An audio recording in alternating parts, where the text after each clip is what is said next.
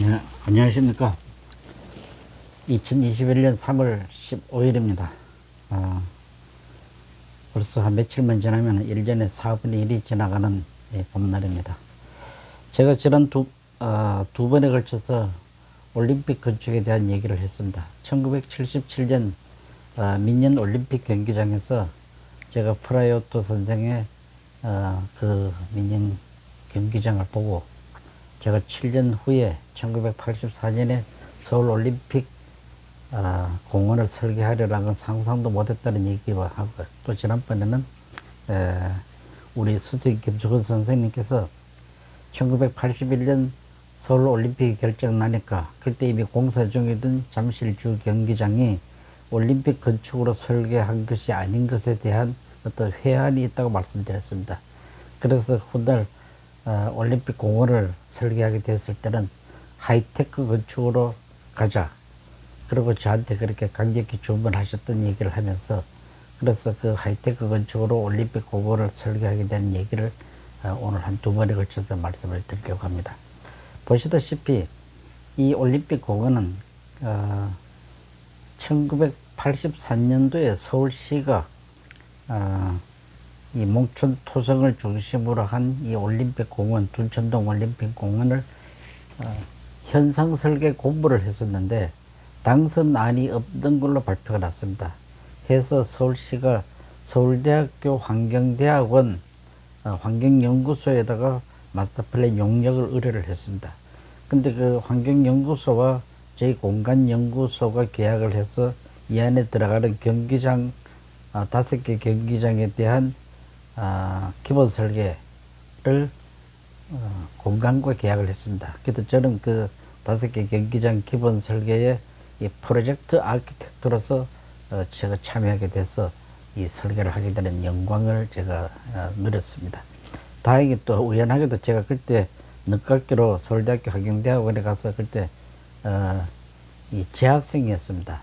뭐 교수님들하고 거의 동년배고 가까운 사이고 해서 서로 같이 일을 하는데 오히려 많은 도움이 있었다고 저는 믿고 있습니다. 근데 이제 좀 더 설계 좀 앞서서 좀 이게 말씀을 드리면은, 여기 보이는 이 노란 이 광장, 이 노랗게 칠한 이 상부 부분은 그러니까 보행 공간이죠. 이 상부는 그 사람들이 이제 자동차가 안 들어가는 보행 공간이고, 이 밑에 이렇게 곡선에다가 이 도로를 따라서 이 부분은 상부보다가 약 4, 5m를 더 낮게 설계를 했습니다. 제가 서울대학 측에 환경연구소 측에다 강력히 주장을 해서 이 높이 레벨 차이를 두도록 했습니다. 그거는 이 경기장은 주로 이제 2층으로 사람이 진입을 하면은 한 층 밑으로 내려가고 또 위로 올라가면은 굉장히 그러니까 관객들의 분산과 나중에 들어오는 진입에 대한 모든 동선이 편리하기 때문이고, 또 한 가지는 이 광장에서 노랗게 칠한 이 광장에서 경기장을 보면은 전반적으로 규모에 비해서 굉장히 건물이 나지막하게 보이는 장점이 있습니다. 오늘 주 목적은 그런 설명이라기보다는 여기 하이테크 건축에 대한 얘기니까 간략히 이 정도로 설명을 하고 넘어가겠습니다. 다만 이 마스터 플랜에 의한 이 5개 경기장 중에서 서울시가 맨 왼쪽에 있는 이 벨로드럼 자전거 경기장과 이쪽에 있는 체조 경기장, 그리고 자전거 경기장, 체조 경기장, 그리고 이 수영장은 우리 공간에서 직접 실시 설계까지 완성을 하고, 여기 있는 역도 경기장과 가운데 있는 이 펜싱 경기장은 다른 현상 설계에 참여했던 다른 건축 회사에서 실시 설계를 했다는 걸 참고로 말씀을 드리겠습니다. 제가 소개하고자 하는 분은 벅스민스터 퓨러라는 분은 1950년대에 그 아스펜션 돔이라는 획기적인 구조 계획을 발표를 했습니다.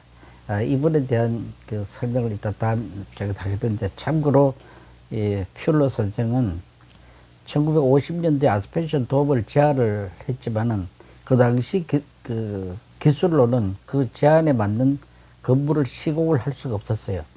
그걸 그 30년이 지나서, 그러니까 1980년대가 지나서 1980 이분의 이제 퓨러 선생은 1983년에 미국에서 작고를 하셨는데, 그 데비드 가이거가 바로 그 이듬해 1984년에 엔지니어링 뉴스 리코드라는 이 옛날 잡지에 이 퓨러 선생 아스펜션 돔을 현실화할 수 있다고 자기 이제 발표를 합니다.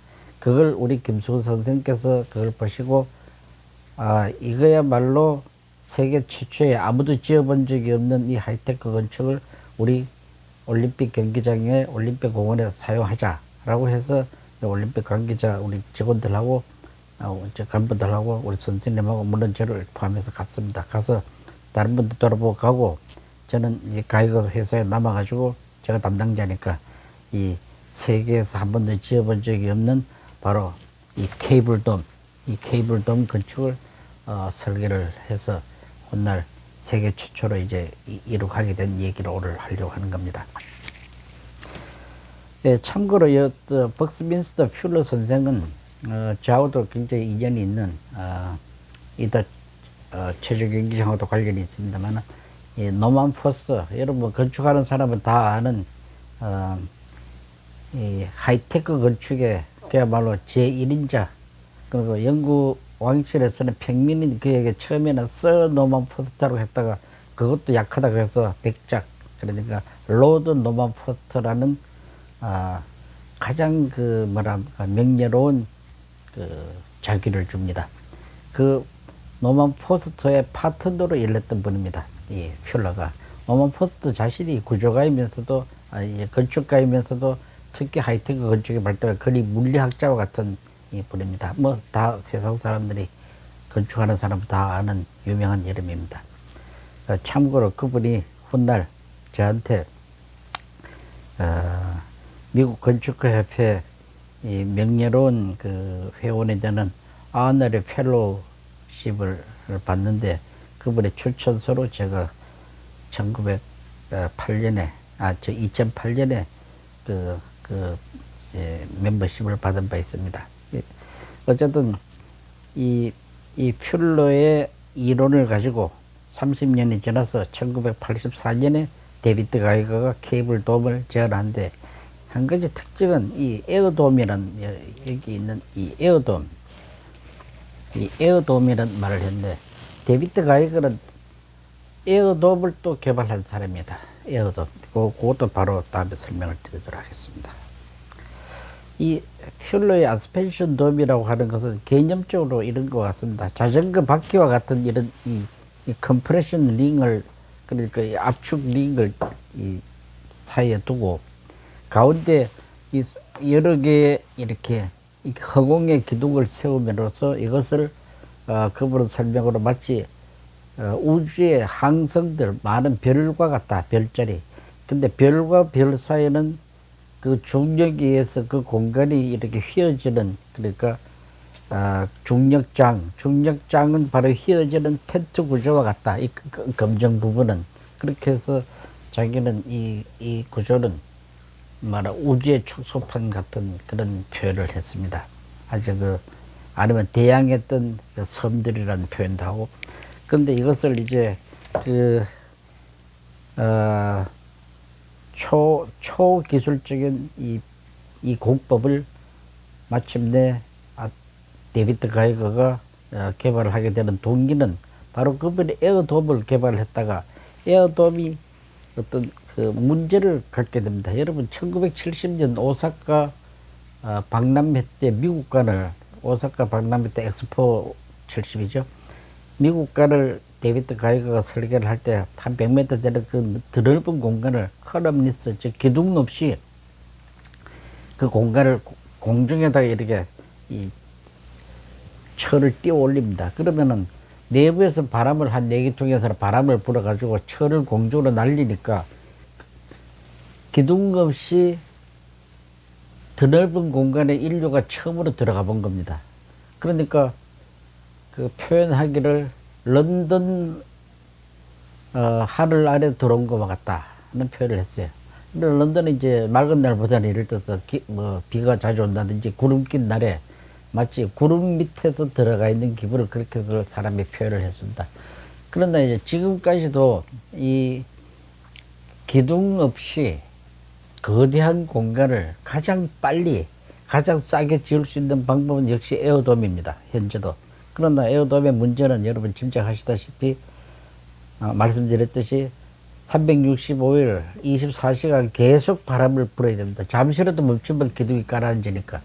그리고 이 사진에도 보시다시피 미국의 실버돔인가 이 오사카 박람회 70년 이후에 너무도 획기적인 공법이다 보니까 특히 미국 같거나 캐나다 이런 데서 미식 야구장, 미식 축구장, 그 다음에 야구장 이런 대형 공간의 스포츠 경기장에 아주 유행처럼 많이 쓰게 됩니다. 그런데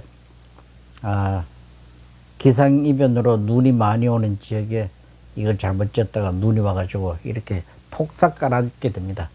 그러니까 이런 말하자면 사고가 있었기 때문에 오히려 데비드 가이거가 케이블 돔을 그러니까 퓰러의 아스펜션 돔을 받아들여서 케이블 돔으로 만드는 이 컴퓨터 시대의 기술적으로 시공이 가능한 그 공법을 발표를 하게 돼서 그걸 우리 김석훈 선생께서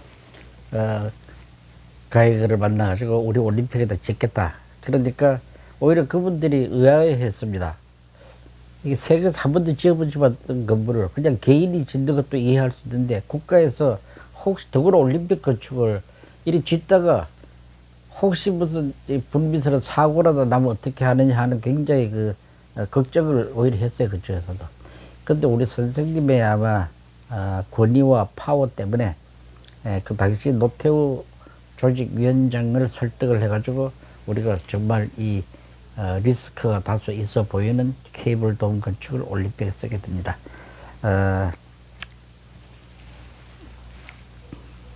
바로 옆에 이분이 이제 데비드 가이거 선생인데 제 서 있는 양쪽에 제 아들 둘은 얘가 국민학교 1, 2학년 됐을 때입니다. 약 한 37, 8년 전에 사진인데 그 중에 큰 아들 놈은 지금 우리 회사에 있는 건축사를 했고 또 제 왼쪽 편에 있는 둘째 놈은 저 시골에서 저 음악대학 교수를 했는데 드럼을 칩니다. 미국 버클리에서 이제 드럼을 배우고 와가지고 국악을 드럼으로 치는 드러머입니다. 어쨌든 간에 세월이 참 빨라서 얘들이 초등학교 1, 2학년 애들이 이렇게 사회적으로 이렇게 나이가 45, 6세 만으로 다 넘었으니까 참 세월이 무상하게 빠릅니다.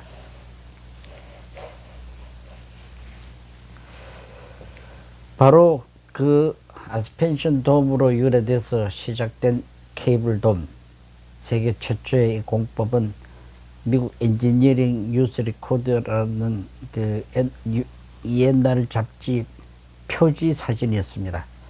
얼마나 이 건물이 세계 구조개 초미의 관심이었는지 그 유명한 옛날 잡지 표지에다가 이걸 공사하는 도중에다 이걸 실었었고 미국과 특히 일본 사람들은 제가 공사 현장 마지막 감리까지 했으니까 뭐 내용을 잘 알죠. 거의 한 달이 멀다 하고 와서 기록을 했습니다. 사진 촬영을 하고 너무도 관심을 갖고 봤습니다.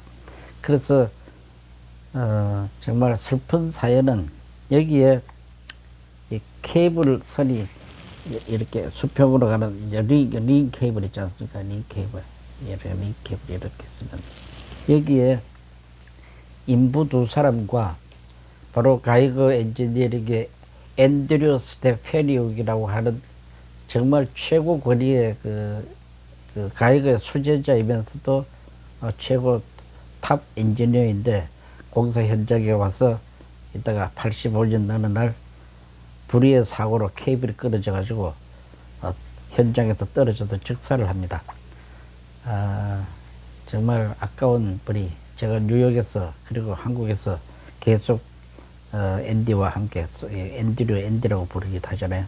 앤디와 함께 이걸 실현시켰는데 같이 노력했던 그 동료가 그렇게 허망하게 예, 사고로 죽었습니다. 어, 그러니까 에어돔에서 한번 그 실패를 보고 또 케이블돔에서 자기네들 기술적인 문제가 아닌데도 그 직원 한 사람이 죽었으니까 가이그는 또 얼마나 답답했겠습니까? 그것이 여파가 오히려 일본으로 넘어갑니다. 그 비슷한 바로 이 무렵에 일본 도쿄돔을 일본 측에서 에어돔으로 할 건가 아니면 이런 케이블 돔을 할 건가 일본 내에서 굉장히 서로 이제 이 검토 대상이었습니다. 근데 마침 한국에서 케이블 돔으로 처음 하던 데서 거기서 사고 나서 한 사람 죽었다 하니까 에어돔으로 하던 주장하던 사람들이 훨씬 더 파워가 세져 가지고 도쿄돔을 에어돔으로 바꾸게 됩니다. 저는 그걸 실수했다고 보는데 사실은 동경도 언제 눈이 많이 오지 않으라는 법이 없습니다, 사실은. 그래서 그러다 또 도쿄돔에 한번 가보신 분은 알겠지만은 이 마치고 나올 때는 그 속에 앞으로 바람이 굉장히 얼마나 센지 뭐 여성들의 치마가 다 공주로 날아갈 그런 것도 제가 직접 본 적이 있습니다. 어쨌든 간에 그 이 펜싱 경기장에 아무 구조적인 문제로가 아니라 그런 어떤 잘못된 사고로 한 사람 앤디가 죽음으로써 엉뚱하게 도쿄돔이 에어돔으로 확정되는 그런 일이 있었습니다. 이거 실화입니다. 예. 그래서 이제 이 세계 최초로 된 이 케이블 돔으로 인한 이 건축적 의미는 본래는 이게 자연 채광을 받아들여서 실내에 낮에는 전기불을 켜지 않고도 스포츠 모든 행사를 할 수 있다는 그런 건축적인 아주 장점이 있었는데 이 다른 거는 조형적으로 특히 밤에 어떤 건물에서 밤에 이 지붕이 환한 어떤 조형으로 아름답게 비칠 수 있겠습니까? 여러분 장충체육관이 이런 모양을 가질 수 있겠습니까? 그러니까 이 케이블 돔의 장점은 낮을 위한 공간이었지만 결국 밤에도 이렇게 아름다운 조형을 만들 수가 있는 그런 중요한 장점을 갖고 있습니다. 바로 이 펜싱 경기장은 1986년 아시안 게임 때, 그리고 우리도 참 다양하게도 아시안 게임 이후에 2년 후에 올림픽을 했으니까 올림픽을 위한 연습 게임이라 할까 굉장히 그 문제 점검하기도 좋았고 참 타입이 굉장히 좋았더랬습니다. 참고로 이 체조 경기장에서 여러분 이 상부 아까 제가 말했던 보행 광장에서 들어오는 레벨이 건물 2층 레벨이라고 했잖아요.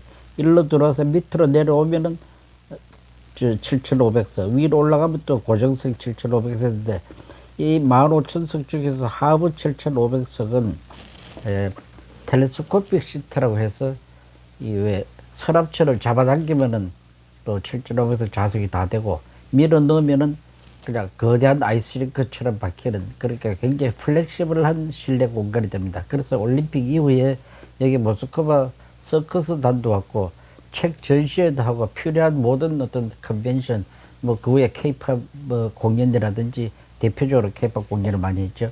그러니까 여기서는 다양한 그 말하자면 행사를 많이 하다 보니까 1년 365일 중에 그 한 30년 동안 제가 알기로는 1년에 평균 300일 정도로 이 건물을 활용을 했습니다.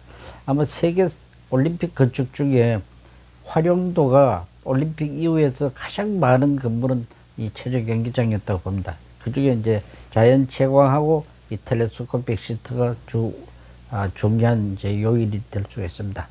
어쨌든 이렇게 해서 올림픽 체조 경기장이 세계 최초로 완공이 되는데 그 후에 이 경기장에서 데이비드 가이거가 또 죽게 되고 또 저는 또 데이비드 가이거의 소개로 중국에 진출하게 되고 이런 그 얘기들을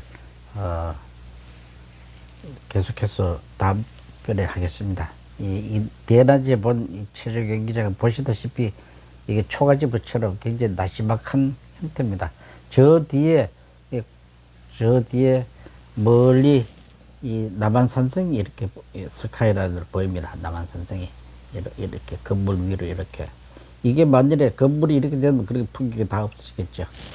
아,